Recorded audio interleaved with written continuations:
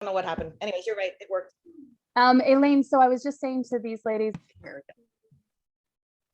okay, so welcome to our session. It's the last session of Christine and the South Mississauga Free Exchange mental health series. And Saturday night, thank you for joining us, for people who are here. It's myself, I'm going to be helping moderate this conversation, but it's our friend Lynn Nolan-Fox who's going to be sharing her story and being the sort of jumping off point for our conversation tonight. So Lynn, you want to, yeah, thank you. So this is where we're going to go. Just a little welcome. We're going to define mental health so we all are sort of starting from the same place. We'll do a quick just roundtable hello, who you are and what brought you to tonight's talk. And then Lynn's going to share her story of how bipolar disorder hijacked her house. And we're going to then open it up. We'll have a bit of a discussion with anyone and everyone who's here. And we'll give you a little bit of guidelines around that discussion. And hopefully we'll get a chance to talk about some common challenges, some things to keep in mind when caring for a loved one who has a mood disorder, and specifically self-care, how important it is to take care of ourselves while we're looking after others. And then we have some resources to share with you at the end. So we'll start here with our definition. So mental health defined. So from the Public Health Agency of Canada, mental health is the capacity of each and all of us to feel, think, and act in ways that enhance our ability to enjoy life and deal with the challenges we face. It is a positive sense of emotional and spiritual well-being that respects the importance of culture, equity, social justice, interconnections, and personal dignity. Okay, so fairly broad. Often it comes down to having that balance in life. And just reiterating from where we're starting that mental health and physical health are intertwined. And anyone who's had any mental health struggles knows that this is true. And mental health is health. So we'll maybe just start with who you are and what brought you to the chat today. I'll start with Lynn. Yeah, I'll start. So my name is Lynn Nolan-Fox. I'm a mother of 3 adult boys, men, and I've been married for 34 years. And my journey with mental health started before I got married, when my husband told me about his father being diagnosed with bipolar disorder. And so when Christine threw out the call for any topics anyone wanted to discuss, I thought it might be a good opportunity to share a little bit about my story. Thanks, Lynn. And I'm Jen O'Leary. I'm helping Lynn facilitate this conversation. I think my own mental health struggles started the first time that I recognized that that's what it was I was sort of in my mid-20s. But looking back as a child, I did have quite a number of anxiety episodes, just didn't label them as that. And I've struggled with that on and off throughout my life. And as we'll see, oftentimes it's familial, and there's multiple people in my family who also struggle with this at various times. And luckily we're there to support one another. So that's what brings me to the chat today. Let's open it up for whoever else would like to. I can go next. Themselves. Can you hear me? Yep. Okay. I was like, oh, maybe I'm muted again. So Jen and I used to hang out a lot. And so when I saw her note, I definitely wanted to join because I have 3 children, 14, 12, and 6. And my daughter was diagnosed with Tourette's last year and OCD and a hair pulling condition. And so it's been really scary, to be honest with you. And the prognosis is that there's a likely, I don't want to say likely, but there's a possibility that she could develop bipolar disorder. So yeah, it's difficult to know what to do and all that. So that's why I'm here. All right, I'd like to go next. My name is Christine Scaney. I'm the founder of South Mississauga Free Exchange, and I'm really glad that the mental health wellness week came together so well. I grew up with family members who had mental health issues. My father was never truly diagnosed until later in life, where it had culminated into paranoid schizophrenia, along with his mother. But in having 4 kids and seeing my kids being affected by familiar traits, My third son has been diagnosed with high functioning autism. And my youngest son has been diagnosed with sort of a combination between Tourette's and OCD. So I started looking at my family history, and I was seeing similarities that led me to believe that my father probably had autism and was never diagnosed, and probably had bipolar disorder, which my sister exhibited quite clearly, and both were never diagnosed. So I'm always interested to share in the discussion, and I have a lot of experience with my past history, and I'm always interested to hearing what others have to contribute as well. Thank you. And Magda. Yes, hi.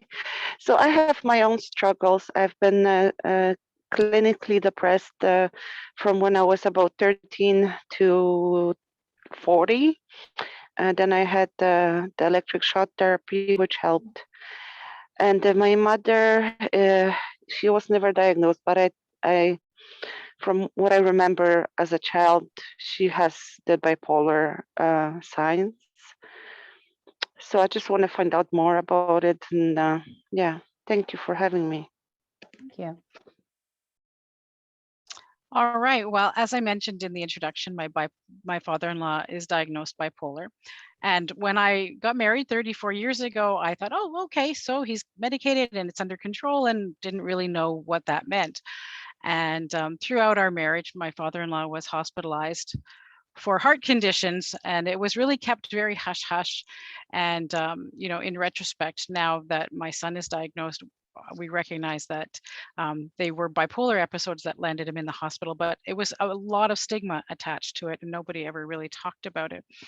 And it's unfortunate because, especially I think, Elaine, for you and your children, and Christine, for you and your children, the conversation really has to happen early and let people know that there is familial links to mental health disorders, and it's very common, and to understand the genetics behind it. I'm not a medical professional, so I just want to put that out there first and foremost. I'm not a doctor. I'm not trained in any kind of medical, but over the since 2015, I've learned a whole lot about this topic, more than I ever thought I'd need to know. Yeah. And so that's why I'd like to share, because I think it's really important to sort of put the message out there that it is not anything that they can control. And I mean, there are things that they can do in terms of, managing the disorder, but the initial onset of the disorder is not their fault. But one thing I would say is that my son does have a concurrent disorder as well as a bipolar disorder. He does have substance use abuse disorder. And that was the one thing I would share with parents of children who are younger, if there's bipolar in the family or schizophrenia in the family, any kind of actually diagnosed and documented mental health disorder, that you want to tell your kids, absolutely, no matter if it's legal, you want to stay away from marijuana and substance use, because that is definitely a big trigger and definitely a big challenge once that substance use and abuse gets in, So with that, I'll tell you a little bit about my son. I have 3 boys. It's my middle son, although in terms of the family, all of my 3 children have had hospitalizations due to mental health episodes, but the middle one is the one that's struggling the most right now. He first landed in hospital in January of 2015, and we didn't really know what was going on. He wasn't living at home at the time. He had moved out and had been in an apartment for about 6 months. And he called me up and was sounding very strange on the phone. And he said it was okay, that, he was going to take the day off work tomorrow and not to worry. And of course, being a mom, I worry and I worry and I worry. And I called him back, and still he sounded very off. And so I said to my husband, I said, something's not right. We need to go and check it out. So we got in the car and we drove to his apartment, which we live in Mississauga, and he was living on Front Street and Bathurst at the time. So into Toronto we go. And we get into his apartment, and it's like 100 degrees in there, and he's waving around a knife, telling us he has to cut it out. He has to cut it out. And we're like, oh my God, what's going on? We have no clue. And so we tried to get him to come to the hospital with us, and he would not go. So we had to call the ambulance. We had to call 911.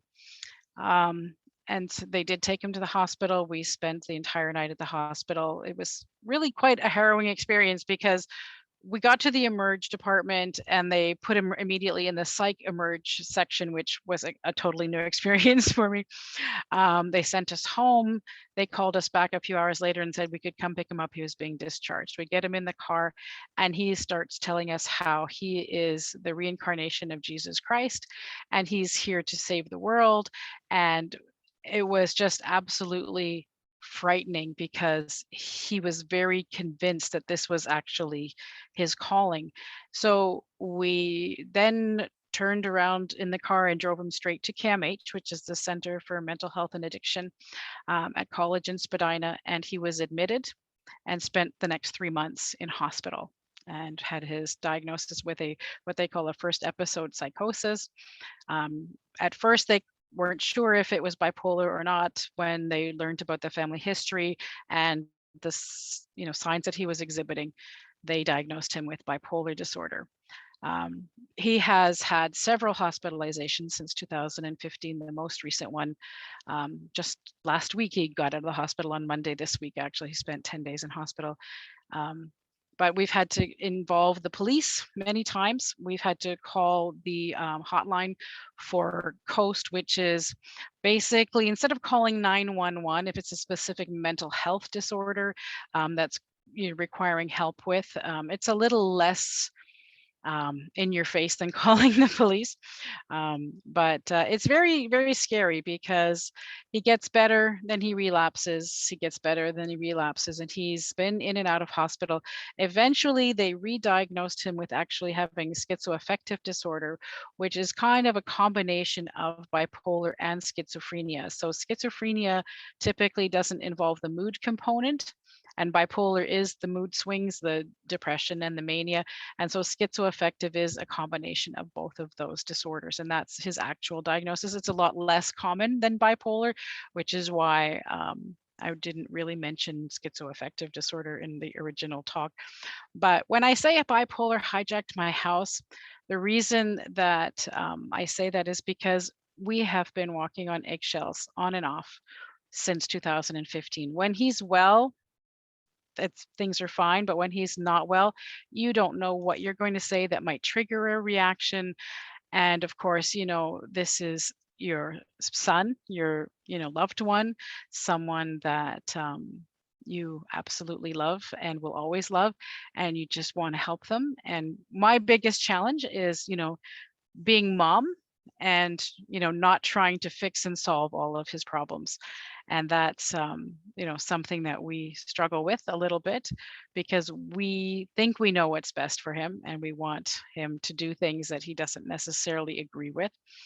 But the struggle is that my husband and I are not getting any younger, and we feel like we want to make sure that he is stable and healthy so that we can continue to live our lives, because we were married very young and we've been married for 34 years. My husband is retired and we'd like to be able to do some things, but we don't even feel like we can leave the house together at the same time because of the dynamics of the son who's not well with the other son who lives at home. We have one son who has moved out and we have two other adult children who are living at home.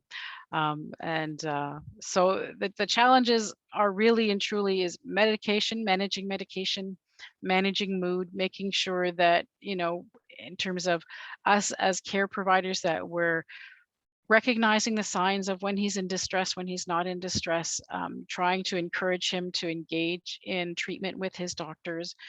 That's also been a bit of a challenge because originally when he was hospitalized back in 2015, he lived in Toronto.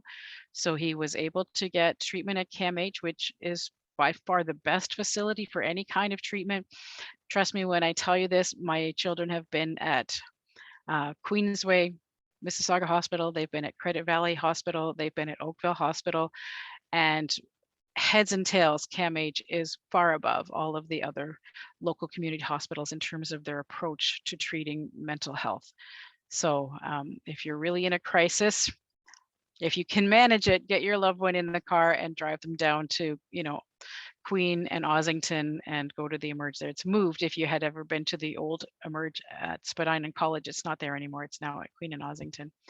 But you know, we have to really be careful in terms of how we manage different things. Like, for example, my son cooked breakfast this morning at 3 o'clock in the morning, because that's when he decided he couldn't sleep anymore and he was going to get up. So he woke the house up. He made a huge mess in the kitchen. And then, of course, he didn't clean anything. And it's a little struggle, because do you want to argue with him about, you know, you left the house in a mess, you didn't do this, you didn't do that? It's very, very challenging. And at the end of the day, you want to try to avoid triggering. And so that's sort of the key word right there, is what are the triggers? What is happening that is causing him to have a heightened mood? And there's different vocabulary that the medical community uses, but just to keep it simple, when he's manic, it's a stage where he's very sort of high, and not as in, you know, strung out on drugs or anything like that, but just a very elevated mood, very sort of like, if you've ever had to, you know, speed up on the highway, this is kind of what being manic is. When you're merging onto the highway, you start off slow and then you're very, very fast. And this is what being manic is like, is you're just at that top speed all of the time. He doesn't need very much sleep, which is really tough for us. He likes to listen to music very, very loud, and he has a wireless speaker that he carries around. And we've tried to be very patient with him and say, if you're moving throughout the house with your speaker, it needs to be off. You know, if you're going from your room upstairs to outside to listen to your music, please, you know, no music. But it's very challenging. And so we're trying really hard to manage the different behaviors and making sure that, you know, everyone is being mindful of the other people that live in the same household. And it's a big challenge, because right now he's not mindful of anybody else that lives in the house. So we are struggling, but it is also very helpful to talk about it. And that was one of the things that I felt was really important to bring to the table, in the sense that this has been very isolating for my husband and I. I've noticed that throughout the years, more and more, we don't bother inviting friends over. We don't go out. As I mentioned earlier, we tend not to go out at the same time because we don't want to leave the house unattended. We happen to have a couple of pets. We have 2 dogs and 4 cats.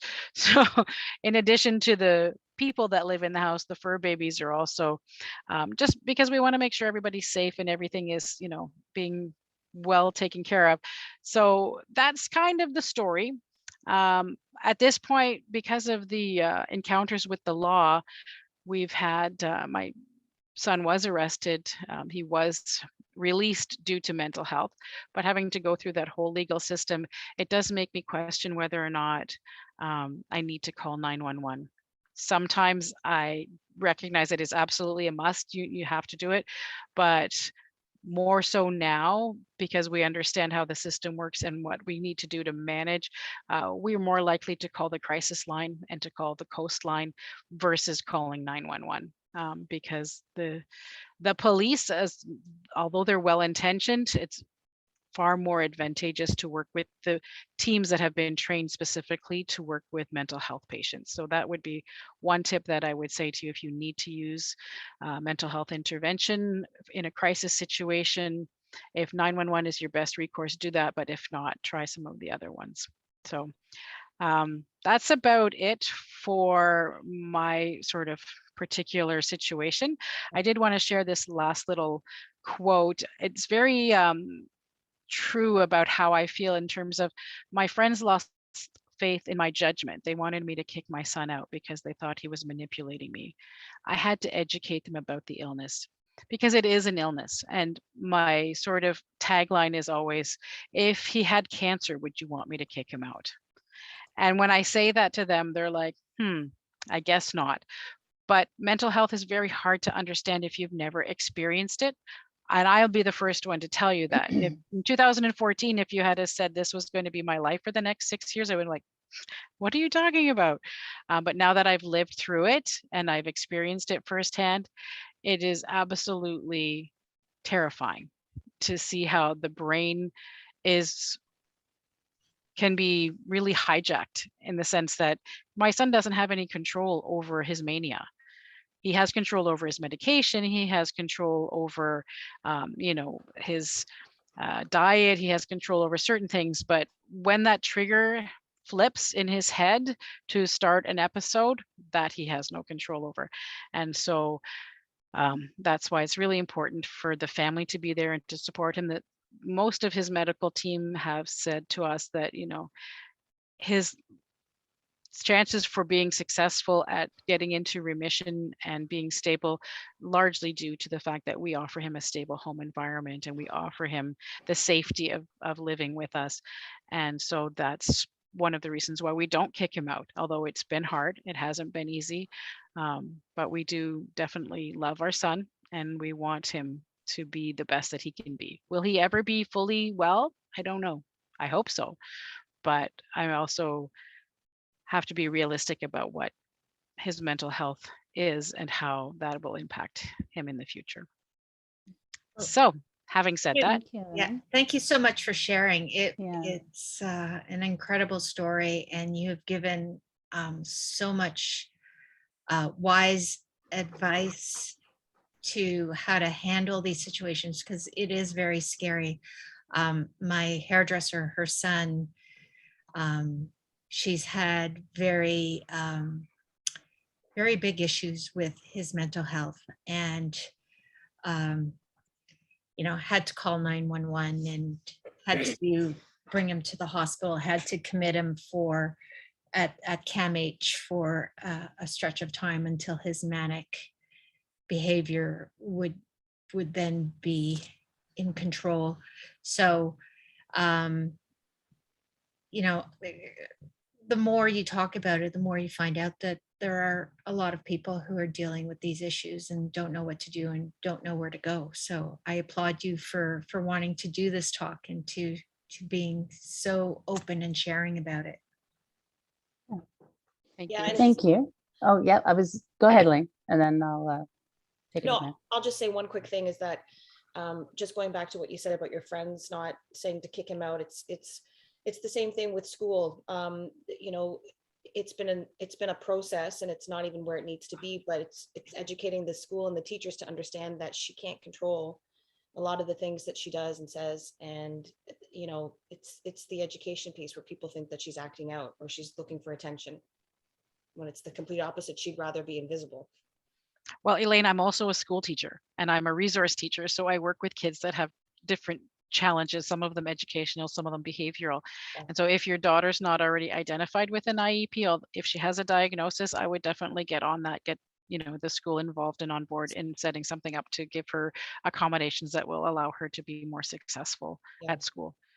It's a tough battle, but it's what I've been it's been my life, really. It's taken over my life, but that's what I'm trying to do. All right, Well, Jennifer. thank you. We've already started to move into this, which I love the fact that people are feeling comfortable. So just a few kind of discussion guidelines as we go through, just so that everybody is on the same page. So everyone has wisdom and we'll listen for it. Everybody has a different experience, but there's going to be something they're bringing to the table. So we'll listen for those and what people share. And we hope that we are creating this safe space so that we can have genuine conversation. And to do that, we're just going to respect privacy. So outside of our South Mississauga Free Exchange group. We welcome diverse voices and experience, again, reflecting that everybody has a different experience. And just ask that you're each responsible for caring for yourself in the discussion. So if there's something that's triggering you or is upsetting to you, that you do what you need to make sure that you're feeling comfortable during our conversation. Which is why I went off camera a few times, because I was Oh. like I wanted to stop. Yeah. Oh, who froze up? Is that me who froze? No, you're still good. All right, so a few reminders. If you want to chat, add to the conversation if you can you? Oh, there we go. I froze up for a moment. Sorry about that. I was like, No is that me who froze or is that you? So I was just saying a few reminders about the discussion. If you want to add to the conversation, if you can raise your hand, but we're a small group, so that might not be necessary. And if you wanted to talk about a different topic, sort of in the same vein of mental health, we can certainly explore some of that as well. If you want to just write in the chat box new topic, so we'll know that someone has something they want to discuss. Yeah. Okay. Lynn, do you want to talk about what it is you do for yourself? Because this is like an incredibly difficult situation that you have to live with day in, Yep. day out. Like, what do you do? What self-care things do So you do for yourself? we do have a slide for self-care. So let me just go down there. Yeah. Great. So self-care, absolutely number one that's been helpful for me is keeping things in perspective. So for example, this morning, my younger son said, let's call the police. And I'm like, there's no point. He's not bad enough for the police to do anything. They will come, they will give us a hard time. And I'll be honest with you at this point, because we've had so many run-ins with the law.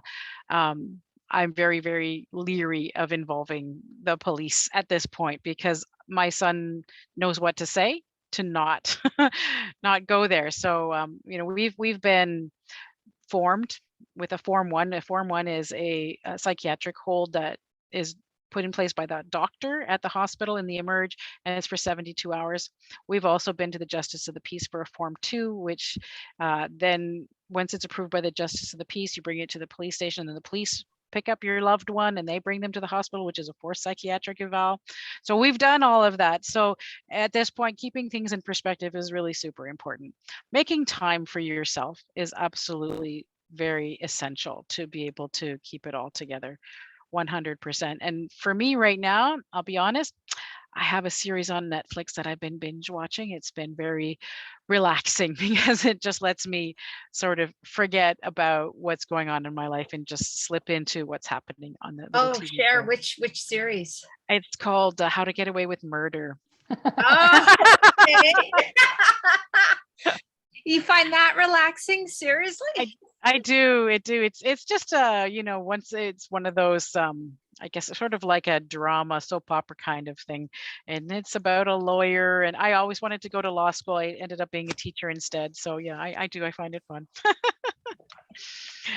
Set reasonable goals for yourself every day. So for example, I mentioned earlier about my son making a disaster of the kitchen, and I'm not diagnosed OCD, but sometimes I think I might be. And so I have to let things go. So if, the kitchen's a mess, the kitchen's a mess. When I leave for work in the morning, I mean, I live with only men, so that's a whole other set of challenges, no mental health involved in that at all. Yeah. But, when I come home and the kitchen's no longer a mess, I used to have a meltdown. I don't anymore. I go to my room, I stay there for 15 minutes, 20 minutes and look at things on my phone. I check out the South Mississauga Free Exchange webpage. And then when I've calmed down, I go back downstairs and I ask people to clean the kitchen. In the past, that's not how I would have reacted. So that's one way I use for self-care. Make a to-done list instead of a to-do list. So what did I accomplish today? I got this done and I got that done. So for example, just a sidebar, my mother recently moved into a long-term care home. And when I have things that I have to do for her, it feels really great when I've actually accomplished them. So getting that to-done list is motivating. Yeah. Great tip, because you're so right. We do a big to-do list and then we feel bad about ourselves because we don't accomplish everything. Yeah. I love that. That's a great tip. Yeah. And then challenge intrusive thoughts, but don't ignore them. I have a little, one of my favorite authors is Daniel Amen, and his acronym is Kill the Ants, and ants is an acronym for automatic negative thoughts.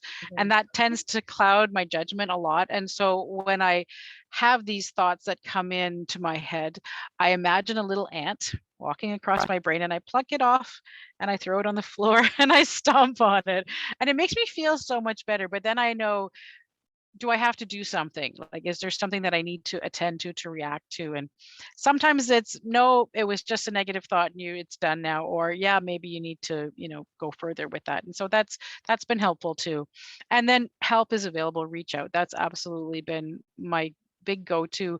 I was involved in a parent group with CAMH through the Slate Center that my son was assigned with, but unfortunately he aged out of the program. And so I also aged out of the program. So I am actively working with another group right now called Reconnect, which was formerly FAME, and just resources out there to be able to talk with people, because unfortunately your average person doesn't necessarily understand what you're going through. And so it's really very helpful to talk with professionals, mostly social workers, that understand what you're going through. One of the other groups that was very, very helpful for me and my husband, and I forgot to put it in the resources so I can add it in the chat later. It's through an organization called SASH-BEAR, and it's called Family Connections. And Family Connections is a 12-week education program in dialectical behavioral therapy. And it's all about how you speak, and that is in the effort of not triggering events and triggering reactions in your loved ones. And it was tough at first to learn how to change, to be able to be more effective in the dialogue that we would have with our son, but it was absolutely invaluable advice. And a lot of times now we'll catch each other. My husband was, that was very invalidating. Maybe next time you could try saying it this way. And, so we coach each other a little bit, and it was absolutely really, really helpful. So those are some of the things that I do for self-care. I'd like to do more. I know I need to do, I loved, Christine, the Zumba with your little, I can't remember her name now, but yeah, I'm blanking too, but yeah, but she was fantastic, and I loved those Zumba classes, and I love the outdoor Zumba. So I do try to do some exercise when I can. Taking the dogs for a walk is also really helpful. And my husband was really great at helping me with that when my mother was in the hospital and our son was not well. And he would say to me, okay, you're coming with me to the dog park and we're going to go for a walk. Because typically he's the dog provider, not me. So, but those are some of my tips for self-care. And I'll maybe expand just to open it up to everyone and saying, what are some ways that you have found to take care of yourself while supporting a family member or a loved one with mental health challenges? So what are some other self-care suggestions you can provide? I wish I could give some because I'm not doing it. So that's great to hear that you're doing those things, because I find it very, very difficult to, prioritize myself. Yeah.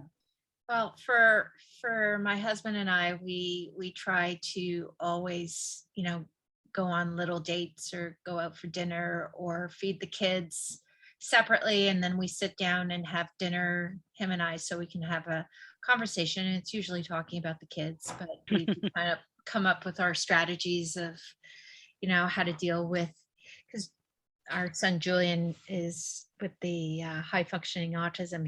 He's going through a lot of issues with, the being stuck in COVID. It's like he's got this negative frame of mind that we have to deal with on a daily basis. And my husband tends to have more patience than I do to listen to it all.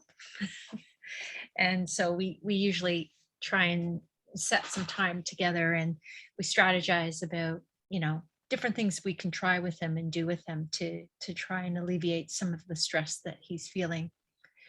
And just, I play hockey because I started playing hockey maybe 9 years ago, like for the first time. And I've always played organized sports growing up. And so hockey was something I always wanted to try, but never thought I could. And my son was playing, and then a group of moms decided to take the classes of how to learn to play hockey. And then I've been playing hockey ever since. Cool. And I find it's the best exercise where I don't think of anything other than putting that puck in the net. And, just that 50 minutes or an hour and a half that we do shinny on the ice, it's like all of it disappears. And that is like the best thing for me mentally in terms of resetting me and getting a way to work it out. If I'm upset about something, I work it out on the ice. Thanks, Christine. Magda, we haven't heard from you. I'd just like to invite you, if you feel comfortable, if there's something you wanted to share. Yes. Hi. Thank you. You know what? For me, it's really difficult to share. Thank you, ladies, for your share. My mom, I grew up with her, and I immigrated to Canada when I was 17, and I haven't seen her since. We spoke on the phone a couple times, and there was a disaster. I have a younger sister, and she used to talk to her on the phone, and now she doesn't do that. They only send letters. They talk letters. So I know she's progressively worse. I have a lot of issues like from childhood. Maybe you can help me with some groups or help for adult children of parents, because she was so unstable and my whole childhood was really bad. I don't know how to process that that she was sick. Like for me, it was that she was angry at me. Like that's my issue, and I am now I'm angry at her for being angry at me. It's a cycle that I want to break with my child and my family. Thank you very much for sharing, Mm. Magda. Thank you. Yeah, and we will share some resources, some of which might be helpful or definitely give you a little bit of guidance to perhaps look for someone for yourself to talk to as well. Thank you very much for sharing that. I guess the other question I have is there anything else that when you're listening to Lynn's story that stands out to you or it's familiar in your own experience that you wanted to share? Well, as soon as you started talking about like as mothers, like how it's so difficult to separate, like wanting to, like it's always this overwhelming sense of like she's seeing the neurologist and the doctor and the medication and the therapy and the stuff at school, and it's like I never feel like I'm doing enough, but it can't be. I can only support. I can't change anything. I can only support, and it's overwhelming. It's terrifying. It's like you feel like you're failing. And so when you were talking about that, the separation of, it's so hard because there are children, no matter how old they are. So that really hit me. As you're speaking, Elaine, I'm looking at what Lynn put on the screen. If you look at the line, the chronic stress that family members experience, along with the practical demands of caring for their relative, can impact their health, relationships, careers, and financial situation, right? Yep. As I mentioned earlier, I'm a school teacher, and I will get calls during the day from my son or my husband, and it's just very, very challenging because luckily I'm in a position now, I'm a resource teacher, so I'm not in a classroom all the time, but when I was in the classroom, it was extremely difficult for me to manage trying to maintain my job and cope with their needs for mental health situations. So I can definitely relate, Elaine, to that particular piece for sure. And exact same thing, sort of opposite is that I'm a single mom of 3 kids. And so I would be getting calls from the school saying, you need to come and get her. This is what's happening. And while trying to have a job working from home where I was on calls and meetings all day. So I totally relate to what you're saying. Yeah. Definitely. Well, let's have a look at the next screen. Yeah. Some of the challenges, yeah. right? So some of this challenges when you're dealing with a loved one who has mental health is number one, the social isolation. So for example, in my son's case, he was very active when he was younger. He played high-level competitive sports. He was on a lot of provincial teams, and he had a large circle of friends. Due to his mental health now, a lot of those friends have disappeared. They don't know how to handle them. They don't have to, and that's the big challenge, right? It's like, we're his parents, we're his family. We, are going to be there forever. The friends can be there for an hour or two, and then they get to go home and not have to think about, is he going to get up at 3 o'clock in the morning? Is he going to, like, for example, last night, you guys know what the temperature was like. I think minus 15, 16. He was outside on the back deck with shorts on and no socks and shoes. So he was on the deck, and I was freaking out. I was like, oh my God, he needs to have something on his feet. So very calmly, when he came back in, I said to him, if you're going to go out again, make sure next time you have something on your feet. Socks and shoes would probably be a good start. It didn't escalate into a fight, which was awesome. but it was challenging for me to not go all crazy on him and tell him he was needing to be properly dressed to be outside. So for sure, the social isolation is one thing. Substance abuse, not everyone has substance abuse issues when they have a mental health condition, but a lot of times they go hand in hand, largely because people self-medicate with substances. Especially in the case of my son, it started off with he was hearing voices, and that's why he started using, because he was trying to calm down the voices in his head. Unfortunately, it also turned into another condition, but that is what happened. And caregiver stress and burnout, absolutely 100%. I mean, my husband and I haven't taken a vacation together in probably 4 years.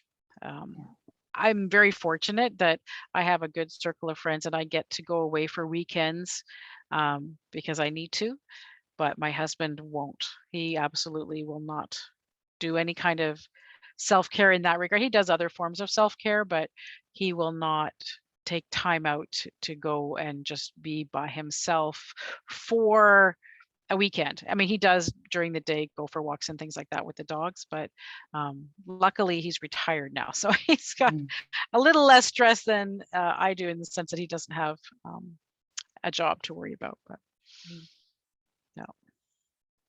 Anything else on here? You've got changing life situation or financial insecurity. Well, for the financial, changing life situation, that a lot of times families are impacted in the sense that couples don't necessarily always manage to sustain a mental health condition when there's a loved one who's struggling with mental health. Financial insecurity. Our son has been out and paying for an apartment and then had an episode. And so I can tell you at least twice we've closed his apartment and moved him back home because he was hospitalized for several months and he had no means to pay his rent. And we weren't going to pay his rent to have him potentially, relapse and so on. So, and delays in treatment is another issue when you're talking about mental health, especially with the pandemic. That's not anything that's a surprise to anyone, but, and of course, finding the right treatment when you're talking mental health. And that would be one of the things that I would say absolutely essential to advocate for your loved one if they're not able to do it for themselves. If they're not happy with the psychiatrist that they've been assigned, it's not easy to get a psychiatrist. They're not plenty, as it were, but you need to have the person who's able to make a connection with your loved one in order for the treatment to be effective. So please, please, please, that's something I would definitely stress, is try to make sure that your fit with the doctor is a good one, for sure. Great. Thank you. Thanks for sharing that. Maybe we'll move to, I'll just ask for challenges. Is there anything else that people have addressed? So these are what Lynn has mentioned. Is there anything else that someone would like to share that they're potentially struggling with in terms of challenges? Can I say something? Of course, Magda. I have a challenge with forgiveness. I don't know if I said that before, but forgiving my mom for being so up and down, and so yeah. I can definitely relate to that, Magda. My son, his younger brother, is having the same struggle right now. He's very, very mad at his brother because he feels like, because of what he's going through, our family is perceived in a negative way by other family members, by family friends, by his own friends, because his brother is very dysregulated and he's really angry about that. So it is a challenge for sure. He doesn't want to forgive his brother right now. He's still really angry. I'm hoping that eventually he might be able to do so. But my advice to you would be to, if you can, it's not easy, but try not to be down on yourself for that, because it's hard. I mean, you experienced that as a child and your childhood was impacted by it. And what I would say to you is, if you can find it in yourself to forgive your mother, forgiveness is very, very powerful. Yeah. And it might be helpful for you to move on, to be able to do what you need to take care of yourself. I had similar issues with my father growing up. because he developed substance abuse after a life-altering accident, and he became a monster and impossible to live with, and anything and everything would set him off. He came home once, found a bobby pin on the floor, told me to go around the house and to pick up every bobby pin that was there. And I frantically tried to pick up all the bobby pins, and then he found one that I missed. And then I got beaten for forgetting a bobby pin. So I had a lot of issues, and there were other things that he did that were inappropriate growing up that I've had to more or less let go. All of this came to a head when I had my first child, and my husband was worried about, because the stress of being a new mom and not having all of these issues of growing up and having these walls and barriers to protect yourself from the world. And then you have this little person and it shatters everything, and you question everything, and nothing is right, and nothing is as it should be. And I ended up going to a retreat up north that was recommended to me. And it was like a 5-day workshop where you every day did exercises to write it was about releasing or breaking the change of transference from generation to generation to generation, right? And it was about shedding yourself of that, beating out, like taking a bat and beating a pillow and writing and journaling and doing things with that. And then at the end of it, I hadn't seen my father in 15 years. And one of the assignments when this was over was to go to your parents and tell them that you forgive them, but not just to tell them, but to really mean it. And I remember sitting with my father, and this is after he had been diagnosed with paranoid schizophrenia and he was medicated.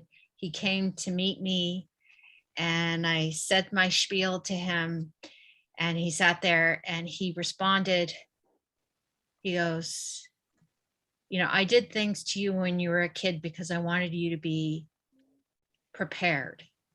He says, when I was a kid living in a group home, I was with this older guy, and we met this girl on the sidewalk, and he greeted her by squeezing her breasts. And he says, I did that to you because I wanted you to be sure to make sure that you were aware that men could potentially do this to you, and I wanted you to be ready. And I was like looking at him like, excuse me? Yeah. But that's part of the illness and and how messed up it is. And it really, that forgiveness and letting go was real, because I finally understood that it was not anything he could control. Yeah.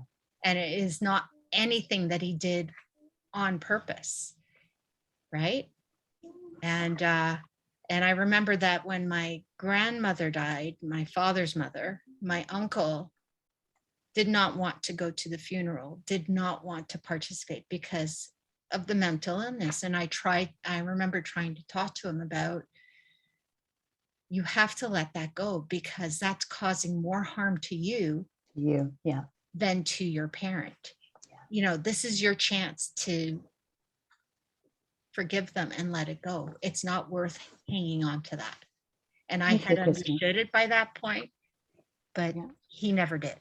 Yeah, thank you. And again, that people say the forgiveness is not for that other person, it's really for yourself, right? Exactly. It's allowing you to move past that. Exactly. So I just want to move us on to our last slides around resources. That Lynn's curated some resources here that she's going to make this PowerPoint available afterwards. or you could take a screenshot if there's something you want to grab right now. So Lynn, do you want to just talk through your resources here? So COAST is, as I mentioned before, the crisis outreach and support team. And instead of calling 911, you can call COAST and they will come to your house. Usually there's a mental health nurse. There are police officers that are trained in mental health, but they come in plain clothes. So they don't come in a cruiser. They don't come dressed in uniform. So it's a lot less intimidating and invasive as well. So that, and for whatever reason, if you're in crisis, they don't have to necessarily come to your home either. You can just talk to them on the phone as well. So that's definitely a great resource, even if just for yourself, if you're in distress. CMHA Peel, which is the Canadian Mental Health Association. There's their phone number and their webpage, and they have a lot of activities, especially they do have drop-ins for family members if you're feeling the need to go to a support group. Because of the pandemic, I'm not sure if they're doing them in person anymore, if they're all just virtual, but they definitely is a resource there. Bounce Back Ontario is something that I was just recently introduced to, but it seemed really interesting as a resource in terms of what would be available. So I would definitely encourage you to check it out. 211.ca is also a really cool resource because it gives you access to other things that are available, things that you may not have even thought of in terms of perhaps like financial assistance for different things. So I would encourage you to check out all of these. I'm a big, internet junkie, so I look for things that can be helpful. Reconnect, formerly FAME, that was the one I mentioned earlier that I'm currently associated with, in the sense that I'm getting some support there for myself. And it is, FAME is an acronym. It stands for Family Awareness of Mental Health Everywhere. And so it really is for families, not necessarily for the person with the mental health condition, but more for their families and how to support them. So that was very useful for me as well. And then we have Julie Fast, which is an amazing author and bipolar expert. Julie Fast is diagnosed schizoaffective as well, same diagnosis as my son. She's written several books. This is her Instagram page, but she also has a private Facebook group called The Stable Table. So if you have a family member who has bipolar, and The Stable Table is all about how to keep it together while caring for your loved one. And I'll be honest with you, that particular Facebook group really saved my life. A lot of times when I was in my darkest moments, and I would go and read some of the posts, and it would just made me feel so much better to know that I wasn't alone and that there were other people with the same struggles. And then this is the mooddisorder.ca family members and support peer group drop-in. It's the Toronto-based drop-in, but it's all virtual at the moment because of the pandemic. And again, the mooddisorder.ca is another great resource. And I mentioned about the Sash Bear, which I can put up in the chat if I can figure out how to get to the chat, Jennifer. Because my screen. Oh, yeah. I found it. Okay. Yeah. I will put that in the chat as well. And I'm not sure how to make the PowerPoint available after the presentation. So Christine, maybe you could help me with that. But Sash Bear is an amazing organization. Mostly it is a result of the parents of the group, their daughter completed suicide. And as a result of that, they started this group and do the family connections training. And it is extremely beneficial because it teaches you how to speak to your loved ones and how not to trigger a mood episode. And so it's been extremely helpful. So that I have put in the chat, sashbear.org. But in particular, you're looking for the family connections group. And it's free, which is great. All of these resources that I've put in the PowerPoint presentation are all free. So great. There's a lot more too, if anybody wants more resources. I just didn't want to overload you.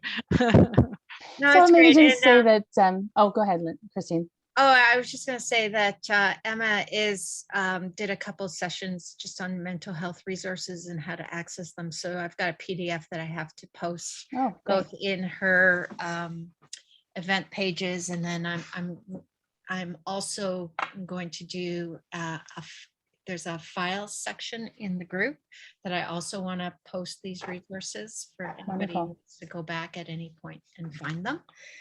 And again, thank you so much for doing this. This was a very well put together presentation with lots of resources, and this will continue to help people beyond this live session for as long as the link stays up. Thank you. And I wrote connections in French. I'm sorry, I teach at a French school, and I just realized I didn't write it in English, but that's okay. You all know what I was talking It's about. all good. So maybe I'd just like to say thank you, Lynn. Like, hearing your experiences provided the others an opportunity to realize, you know, that we're not alone as caregivers, and that there's maybe some commonalities both in experience, but also resources that can be available. So thank you for sharing your story. What we'd like to ask is if everybody can find their way to the chat, you could click on the chat, and we'd just like to ask you, don't hit enter yet. We'd just like you to type, what's one meaningful thing you're taking away from the conversation today? Just type it in, take a moment, and then we'll tell you when you can hit enter. So one meaningful thing that you're taking away from our conversation today.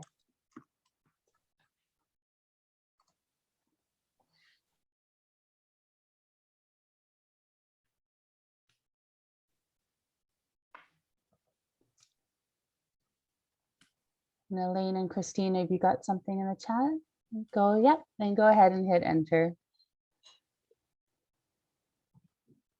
Thought you told us not to. Yeah. You can hit enter now. You can go ahead and enter. Some people had already started to enter, so that's all fine. Well, I think it's not as big deal. When there's a lot of people, sometimes it's great to hang on to those thoughts and then just put them all in together, and you'll see them all. Yeah, then it's sort of like a waterfall, and it's kind of cool to see all of them pop in at the same time. But with a nice group of only 5, it's a little more intimate, so that's okay too. Okay. Thank you so much. Not everyone is comfortable attending the live events, so the fact that we're recording this and we'll make this available. And also, Lynn, if you want to just send me your PDF as a file, and I will find a way to post it both in your event page, and I'm going to do a special files for resources. Wonderful. Sounds great. Well, then I think our last slide was just a big thank you to all of you for coming out and chatting today, and to be able to share. And thank you very much for being authentic and sharing what you felt comfortable with. It was really, really, really helpful. So well, thank you, Jen, for putting that on Facebook, because I would never have even had the opportunity to be fortunate enough to hear from everybody. So thank you. And so now you have a new group to join, South Mississauga Free Exchange. There you go. Please do. You'll enjoy it. And we're a good bunch of people, and we help each other out. Awesome. I would love it. Definitely. Thank you very much. So much. I really appreciate it. Thank you, Magda. Thank you, everyone. All right. All right. Have a great night.